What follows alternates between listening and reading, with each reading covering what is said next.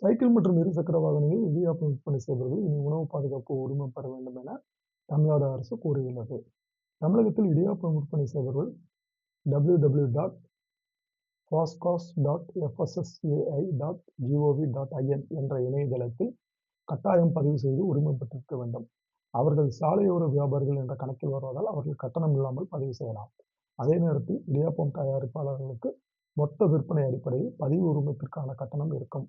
ஆண்டுக்கு 12 லட்சம் ரூபாய் வரை விற்பனை நடந்தால் ரூ. 3,000 வருடத்திற்கு உரிமம் கட்டணம் இருக்கும். அதற்கு குறைவாக விற்பனை நடந்தால் ஆண்டிற்கு ரூ. 100 கட்டணமாக உள்ளது. ஆண்டுக்கு ஒரு முறை புதுப்பிக்க வேண்டும் என்பதும் அவசியம். இடியாப்பம் விற்பனை செய்பவர்கள் காய்ச்சல் நோய் தொற்றால் பாதிக்கப்பட்டு இருந்தால் விற்பனையில் ஈடுபடக்கூடாது. வரும் ஜனவரி மாதம் முதல் பதிவு உரிமம் பெற்றுள்ளனரா என்பது குறித்து மற்றும் இடியாப்பம் வடகரியின் தரம் குறித்தும் ஆய்வு செய்யப்படும் என தமிழ்நாடு அரசு அறிவித்துள்ளது.